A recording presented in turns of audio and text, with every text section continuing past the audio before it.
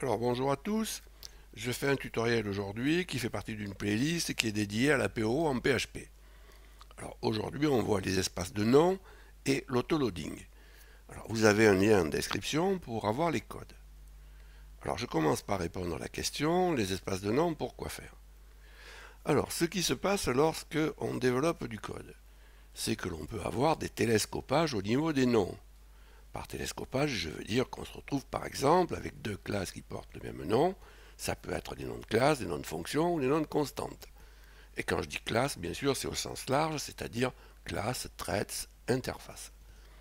Alors si c'est du code qu'on développe soi-même, si on a la maîtrise du code, c'est facile à soigner, on fait ce qu'il y a à faire. Mais si on n'a pas la maîtrise du code, que c'est une librairie importée par exemple avec Composer, c'est beaucoup plus gênant. On peut aller bricoler dans la librairie Composer, mais à chaque fois qu'on va faire la mise à jour, il va falloir refaire les modifs. Bon, c'est pas envisageable. Alors, les espaces de nom apportent une solution à ce problème, en gros, en mettant un préfixe devant le nom de la classe, ou de la fonction, ou de la constante.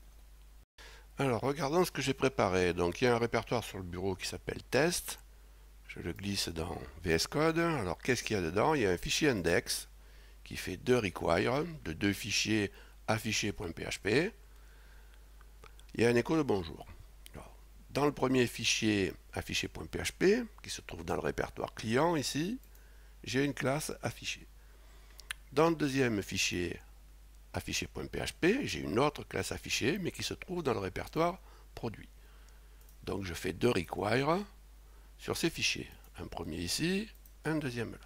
Donc on va voir ce qui va se passer. Je vais exécuter php-s localhost 2.3000. Donc là, je lance le serveur interne à PHP et je vais exécuter ça. Donc je vais faire http localhost 3000. Bien. Et là, j'ai une erreur. Donc j'ai une erreur. Qu'est-ce qu'il me raconte? Cannot declare classe affichée. Donc tu ne peux pas déclarer la classe affichée car le nom existe déjà. Alors vous avez un formatage de ce type parce que j'ai Xdebug d'installer. Donc vous voyez qu'il n'accepte pas de noms de classes identiques et qui pourtant sont dans deux répertoires différents. Mais ça, il s'en fout. Alors pour éviter cette collision, je vais utiliser les espaces de nom. Je vais prendre ici la classe affichée et je vais faire une déclaration. Je vais dire namespace client. Je vais prendre produit et je vais dire namespace produit. Alors je ne suis absolument pas obligé d'utiliser client et produit, c'est-à-dire les noms des répertoires. Je pourrais mettre un autre nom, c'est pas un problème. Mais par contre, on va voir que plus tard, ça va nous arranger. Et en plus, c'est logique de prendre le nom des répertoires. Alors maintenant, je vais exécuter et vous allez voir qu'il n'y a plus d'erreur. Alors qu'est-ce qui s'est passé là? En fait, PHP a associé le nom de la classe à celui de l'espace de nom. Donc l'espace de nom devient une sorte d'espace, de répertoire virtuel, si vous voulez. Donc là, maintenant, PHP considère qu'il y a la classe affichée dans l'espace de nom client et une autre classe affichée dans l'espace de nom produit. Donc pour lui, ce ne sont plus les mêmes classes. Alors maintenant, je vais les instancier. Je vais faire un $client, ici, égal, new, 2. Alors je vais mettre client, donc le nom de l'espace de nom, backslash, affiché. Je vais faire ici pareil pour produit.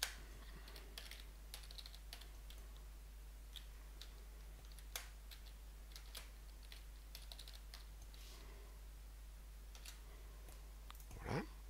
Et je vais tester. Donc je vais prendre une nouvelle fenêtre pour faire l'exécution, sinon on ne va rien voir.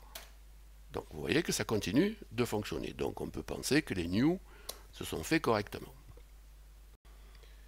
Alors quand on met comme ça le nom de l'espace de nom devant le nom de la classe, eh bien on dit qu'on utilise un FQCN, c'est-à-dire un Full Qualified Class Name. Alors maintenant, je vais ajouter un constructeur dans chaque classe et je vais essayer d'afficher cet espace de nom. Donc je vais faire un public function construct et là je vais mettre un écho. Alors je vais dire classe affiché.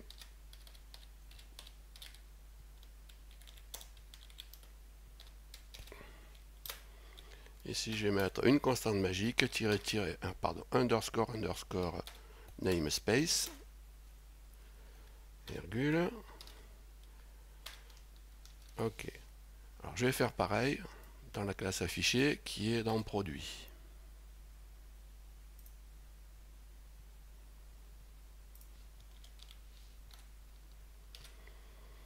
Et je vais exécuter. Et vous voyez que là, j'affiche client et produit, donc cette constante-là, namespace, prend la valeur de l'espace de nom au moment où elle est évaluée, à l'exécution. Alors maintenant, je vais faire l'autoloading, le point 2. Alors, je vous avais dit que les espaces de nom étaient un peu comme des répertoires virtuels. Alors, on va faire en sorte que le chemin constitué par les répertoires virtuels soit identique à celui constitué par les répertoires physiques. Donc ici, je vais ajouter app backslash. Je vais faire pareil dans afficher. Je vais mettre app backslash. Ensuite, je vais aller dans l'index ici. J'ai modifié app backslash app backslash. Je vais supprimer les require et je vais dire à PHP d'utiliser les espaces de nom SPL auto register, autoload register. Alors, au moment du premier new, hop, PHP va faire les require, juste au moment où j'ai besoin de la classe. C'est ce qu'on appelle l'autoloading. Alors, je vais tester ça. Je vais copier ici. Je vais prendre une nouvelle fenêtre pour qu'on voit bien. Et vous voyez que ça continue à fonctionner avec maintenant des espaces de nom qui ont été modifiés, puisqu'il y a app devant. Alors maintenant, je fais comment utiliser correctement un espace de nom. Alors, il faut respecter les règles de nommage de PHP qu'on utilise pour les variables, c'est-à-dire ne pas commencer par un chiffre, ne pas mettre de caractères spéciaux, utiliser des tirets bas s'il y a besoin, mais en l'occurrence ce n'est pas le cas, parce que ce qu'on demande c'est que par convention, il faut écrire le nom en upper camel case, c'est-à-dire du camel case avec une majuscule à la première lettre. Alors il faut faire attention à ça parce que PHP n'est pas case sensitive sur ce nom-là. Donc si vous faites une erreur, lui, ça ne rendra pas compte, il ne vous le dira pas. Alors l'espace de nom doit être déclaré au début du fichier. Ici. Vous n'avez pas droit à mettre ne serait-ce qu'un espace ici. Vous pouvez éventuellement faire une déclaration avec la directive déclare, par exemple pour activer le mode strict. Ça, vous pouvez le faire avant. C'est la seule chose que vous pouvez mettre avant la déclaration d'un espace de nom. Même un session start, vous êtes obligé de le mettre derrière. Ce qu'on peut faire aussi, et on le fait souvent, c'est utiliser le même espace de nom pour plusieurs classes. On ne va pas mettre un seul fichier par répertoire. Donc par exemple ici je fais tester.php et dedans là je vais mettre la classe tester. Ici, je rajoute un new. Et je fais un new de tester. Et ici, pareil, tester.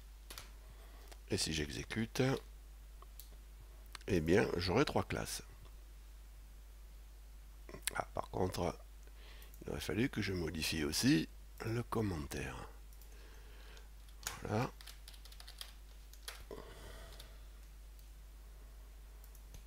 Voilà. Alors maintenant, je vais faire l'espace de nom global.